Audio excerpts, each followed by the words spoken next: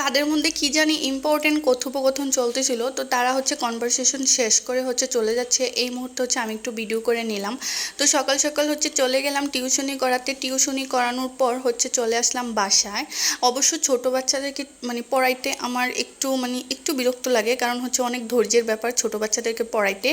আমি সাধারণত ছোট বাচ্চাদেরকে পড়াই না, আমি হচ্ছে বড় ক্লাসে বা যারা একটু বুঝে ওই বাচ্চাদেরকে পড়ানোর ট্রাই করি, বা হচ্ছে ওই বাচ্চাদেরকে পড়ানোর হচ্ছে চেষ্টা থাকে আমার মধ্যে, কারণ তাদের সাথে এত কথা বলা লাগে না এবং এত একটা কষ্টও হয় না। কিন্তু ছোট বাচ্চারা হচ্ছে দুষ্টামি করে বেশি, আর দুষ্টামি তো বড় কথা না, বড় কথা হচ্ছে ওরা হচ্ছে কথা শুনতে চায় না, বা হচ্ছে টিচারের কথা অনুযায়ী লিখতে চায় না, পড়তে চায় না, এটাই হচ্ছে সমস্যা।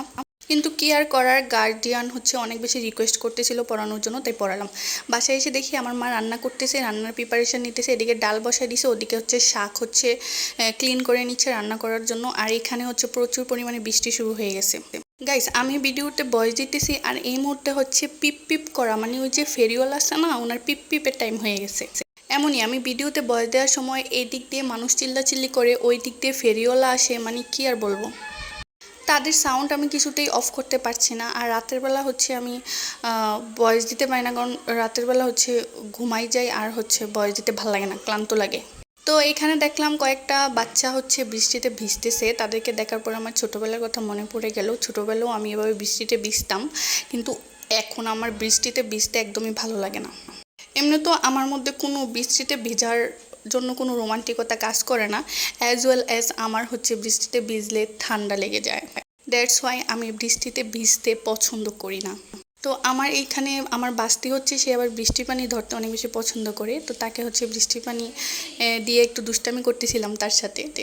তো আমি ভাবলাম যে বৃষ্টির দিন তো একটু চা না হইলেই না হয়, কারণ হচ্ছে বৃষ্টির দিন চা খাইতে অনেক বেশি ভালো লাগে। আর তখন হচ্ছে দুপুরবেলা ছিল, আমার হচ্ছে চায়ের ক্রেভিংস হইলে দুপুর বিকাল সন্ধ্যা রাত কোনো ম্যাটার করে না। তারপর ভাবলাম যে বিকালবেলা আমি একটা নাস্তা বানাবো। কি নাস্তা বানাবো আমি বুঝতে পারতেছিলাম না। আমার মাথায় যেটা আসতেছিল, যেই প্ল্যানে আসতেছিল ওই প্ল্যানই করেই হচ্ছে আমি নাস্তা বানিয়ে নিলাম। আমি হচ্ছে কয়েকটা আলু সিদ্ধ করে নিলাম রাইস কুকারে। এখন আসলে আমি প্ল্যান করলাম যে আমি হচ্ছে ময়দা দিয়ে আর আলু দিয়ে হচ্ছে একটা আলুর আমি কি বানাইছি আমি নিজেও জানি না। আলু পরোটাও না এটা, আবার আলুর পুরিও হইলো না, আবার আলুর মানে মানে মানে জগা কিছুই আর কি, কি হয়েছে আমি নিজেও জানি না। আর এই যে দেখুন এখানে তেল গরম করে নিলাম, আর দেখুন আমার আলু পরোটা বা লুচি কি হয়েছে আমি জানি না, সেটা হচ্ছে বেলার সময় হচ্ছে আলু সব ভিতর দিয়ে বের হয়ে গেছে। সরি, ভিতর দিয়ে না, সাইডে দিয়ে বের হয়ে গেছে। তো যাই হোক, সুন্দর করে ভেজে নিলাম, ভেজে হচ্ছে সুন্দর করে খেয়ে নিলাম। আর এটা দেখতেই যেমন হোক না কেন, খেতে কিন্তু মজা হয়েছিল। যদিও লবণটা একটু কম হয়েছিল, বাট আমি আশা করতেছি নেক্সট টাইম বানালে একদম পারফেক্ট হবে। আজকে এই পর্যন্তই, সবাই ভালো থাকবেন, টাটা বাই বাই, আল্লাহ হাফিজ।